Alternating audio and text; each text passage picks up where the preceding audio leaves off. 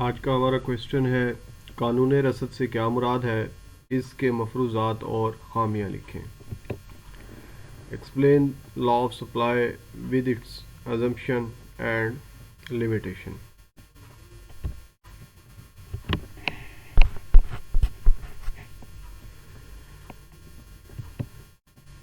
اگر باقی حالات بدستور رہیں، کسی شے کی قیمت میں اضافہ ہو جائے تو اس کی رسد پھیل جاتی ہے، اور قیمت کم ہونے پر اس شے کی رسد سکڑ جاتی ہے۔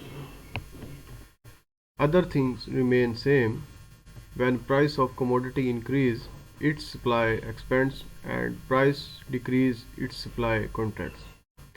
یعنی کہ جیسے ہی کسی شے کی قیمت میں اضافہ ہوگا تو اس کی رسد پھیل جائے گی، اور قیمت کم ہونے سے رسد سکڑ جائے گی۔ یعنی کہ قیمت اور رسد ایک ہی سمت میں حرکت کر رہے ہیں۔ اب اس اسٹیٹمنٹ کو گوشوارے اور ڈائیگرام کی مدد سے سمجھتے ہیں۔ گوشوارہ دیا گیا ہے، فرسٹ کالم میں پرائس ہے، سیکنڈ کالم میں رسد سپلائی کو دیا گیا۔ لیٹ کسی کموڈٹی کی پرائس 20 ہے، اس کی سپلائی بھی 20 ہے۔ پرائس کے انکریز ہونے کی وجہ سے سپلائی میں اضافہ ہو گیا۔ پرائس 40 ہوئی تو سپلائی بھی 40۔ اگر پرائس 60 ہو جائے گی تو سپلائی بھی 60۔ جیسے جیسے سپلائی قیمت میں اضافہ ہوتا چلا جائے گا، سپلائی میں اضافہ ہوتا چلا جائے گا۔ گوشوارے کو ڈائیگرام میں ظاہر کرتے ہیں۔ وائی ایکسس پر قیمت کو ظاہر کیا گیا ہے، ایکس ایکسس پر رسد سپلائی کو ظاہر کیا گیا ہے۔ فرسٹ پرائس ہماری 20 ہے، اس پر جو ہماری سپلائی ہے وہ بھی 20 ہے۔ 20 پرائس اور 20 سپلائی کو آپس میں ملایا، نقطہ اے حاصل ہوا۔ پرائس انکریز ہو گئی، پرائس 40 ہو گئی، سپلائی میں بھی اضافہ ہو گیا، سپلائی بھی 40 ہو گئی۔ پرائس 40 اور سپلائی 40 کو آپس میں ملایا، پوائنٹ بی حاصل ہوا۔ پوائنٹ اے اور بی کو آپس میں ملانے سے خط حاصل ہوا جس کا نام سپلائی کرو ہے۔ جیسے ہم نے یہ ڈائیگرام کو ڈرا کیا ہے، اسی طرح ہم اس کی ایکسپلینیشن کو بھی لکھیں گے۔ نیکسٹ ہم دیکھیں گے، ہم نے جب یہ قانون کو ایکسپلین کیا، کن چیزوں کو ہم نے فرض کیا کہ یہ تبدیل نہ ہوں، انہیں ہم قانون رسد کے مفروضات یا assumption of law of supply کہتے ہیں۔ پہلا ہم نے یہ فرض کرنا ہے لاگت پیدائش نہ بدلے، no change in cost of production, یعنی کہ چیز کو پیدا کرنے کے جو اخراجات ہیں وہ تبدیل نہ ہوں۔ جو یہ قیمت میں اضافہ ہو رہا ہے یہ لاگت میں یا مصارف پیدائش میں اضافے کی وجہ سے نہ ہو۔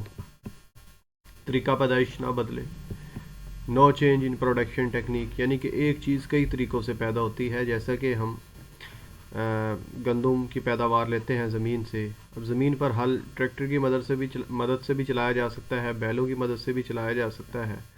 تو ہم نے یہ فرض کرنا ہے کہ جو ہمارا طریقہ پیدائش ہے، جو پیدا کرنے کی ٹیکنیک ہے، وہ تبدیل نہ ہو، جو پہلے سے چلی آ رہی ہے وہی ہو۔ خام مال اور مشینری کی قیمتیں نہ بدلیں۔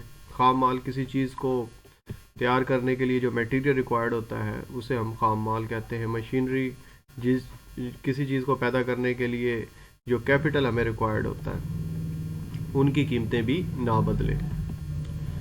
ملک کے قدرتی وسائل نہ بدلیں، نو چینج ان نیچرل ریسورسز۔ قدرتی وسائل جیسا کہ ملک سے ہمیں معدنی تیل حاصل ہو رہا ہے اور کوئلہ حاصل ہو رہا ہے، تو اس طرح قدرتی گیس ہے، اس کے ذخائر میں بھی کوئی تبدیلی نہ آئے۔ تو یہ ہم مفروضات فرض کریں گے۔ اگر یہ تبدیل نہیں ہوتے تو پھر ہمارا جو لا آف سپلائی ہے وہ ویلڈ ہوگا۔ قانون رسد کی حدود، limitations of law of supply.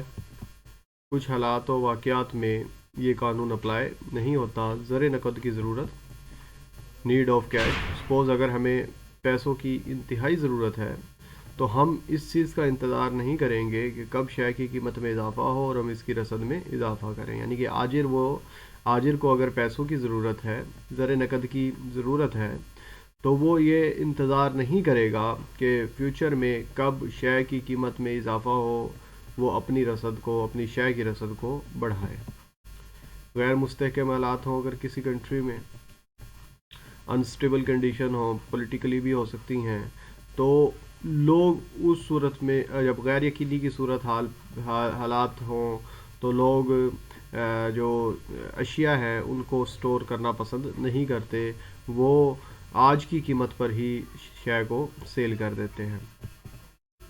نقل مکانی کرنی پڑ جائے، اپنا گھر چھوڑنا پڑ جائے یا کہیں دوسری جگہ موو ہونا پڑ جائے تو پھر بھی مائیگریشن کرنی پڑ جائے تو پھر بھی جو آجر ہے، جو چیزوں کو فروخت کرنے والے ہیں، وہ اس چیز کا انتظار نہیں کریں گے کہ قیمت بڑھے گی تو ہم اپنی رسد کو بڑھائیں گے، بلکہ وہ کم سے کم قیمت پر بھی اپنی چیز کو سیل کرنے کے لیے تیار ہو جائیں گے۔ تو ایسی اگر سچویشنز ہے تو پھر یہ قانون ہمارا اپلائی نہیں ہوگا۔